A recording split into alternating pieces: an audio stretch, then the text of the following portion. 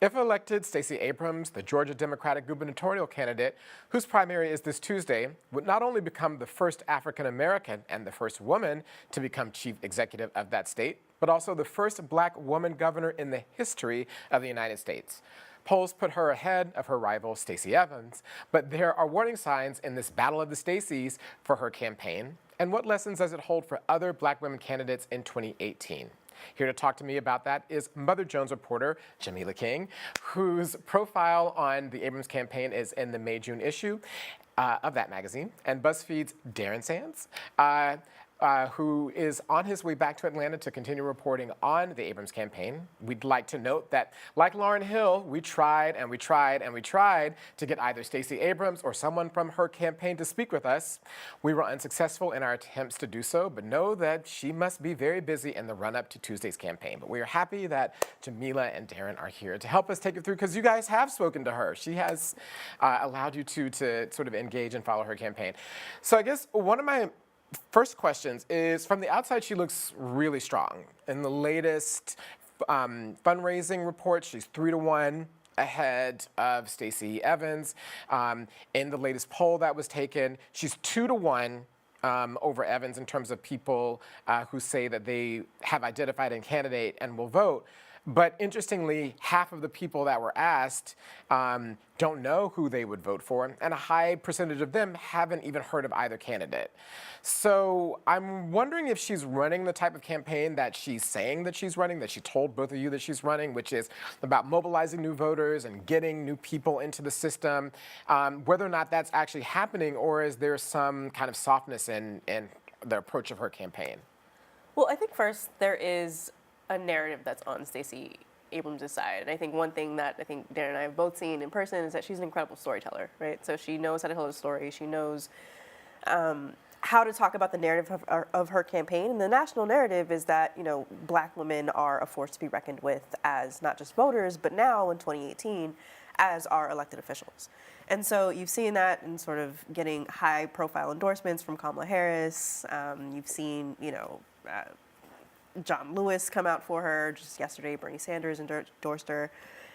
So there is that narrative that she could be, at least nationally, like looking outside into Georgia, there seems to be a lot of weight and a lot of momentum in her campaign. And I think that's going to work in her favor. Darren? There is a lot of knowledge about her. People have been watching, you know, on TV, like the ads. There have been a lot of ads on TV. People are, they know who she is, but then there's like this reticence, I think, to sort of, when they ask for the vote, to you know, go the extra mile and say that they're actually gonna vote for her. That was like the most frequent thing I saw in terms of like actually knocking doors with people, but in terms of, you know, those voters are leaning her way. I think in terms of the field operation and as a whole, she's made it a point to start to begin to talk to voters that typically, in politics, they call them unlikely voters, or people who, you know, haven't voted typically in Democratic campaigns. She's been making a point to actually like go full like tilt towards those folks. And with a black candidate, those are the types of voters that typically can come, you know, who are new to politics.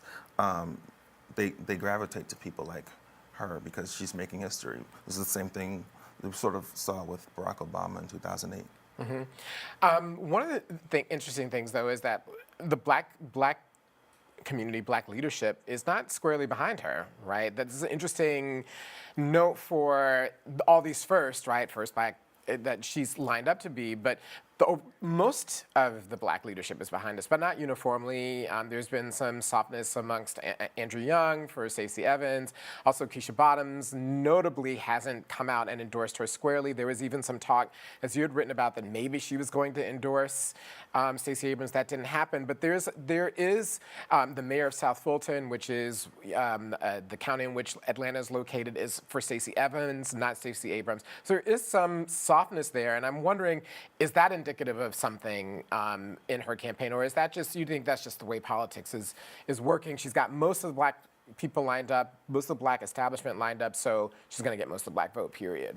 I mean, I think that, you know, because Georgia's a unique place, right? Because there are a lot of black people there, and there just aren't a lot of black people in many parts of this country. And so you see, in a place where there are a lot of black people, not all black people like each other. Not all black people are gonna like fall in line, right? And so I think in some respects, Stacey Abrams does have a track record of being the minority leader in Georgia State House, and she, you know, like any politician, she has enemies. Right. And not everyone's necessarily gonna be on her ship. Yeah, and we were talking about this when we were outside. You know, and you mentioned this too. You know, she doesn't come from the storied, traditional Atlanta insidery, moneyed community that is very powerful in Atlanta. She's an outsider. She's born in Mississippi. Yeah. She went to Spelman, and that's how she got to Atlanta. And she wanted to be the mayor of Atlanta, but you know, she's not from that class of individuals who typically, you know, come up and they're mayor. And there's just a lot of people who are like skeptical of that, I think, in a way.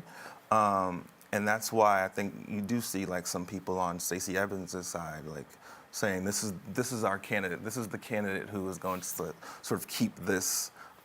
Keep power consolidated in this very like concentrated amount of people. But the other thing that I think is sort of she's running up against is that she was minority leader. You have to cut some pretty crappy deals just to get a little bit of what you want done on your agenda. And when you're the head of a caucus, you have lots of competing interests. There are people who may want something that they can't get from you. You're basically in a very tenuous position politically.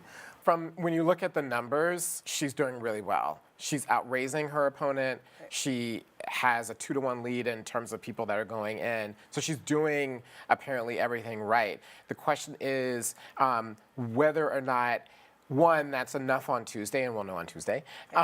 But because there is this huge unknown of half the people who say that they're going to vote don't know who they're going to vote for. That's one of the things that from an outside just analysis of the poll, that's a a tale of two electorates. One is 2-to-1, I know I'm voting for. The other one is, I don't know who I'm going to vote for.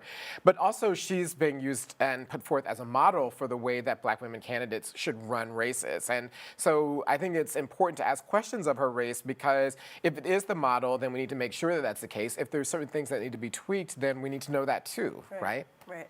I mean, so the campaign when I was in Georgia did make a big deal of talking about how they've pulled from they didn't want to align necessarily, this is a Bernie Sanders campaign, this is a Hillary-esque campaign. They pulled from all these different places, and they pulled staff from all these different campaigns. Right. And, you know, there's an argument to be made that maybe you don't want to pull too much from different campaigns, and maybe you want to actually kind of build something up from folks locally. So. Well, we're going to know on Tuesday. I think you're going to be there. You'll be watching. Hopefully we'll be actually in conversation with you all on Tuesday about her race, because it is pivotal. It's one of those touchstone races that's going to say a lot about how politics is going to run in 2018 and 2020. So we really appreciate both of you coming on to explain the campaign. Since I wasn't able to talk to them, I could talk to you all. And so you all are just as good as talking to the campaign. I really appreciate that. And thank you for your reporting and everything that you do in both of your organizations. For more information about Stacey Abrams and her race, visit our website, www.thelaststep.org.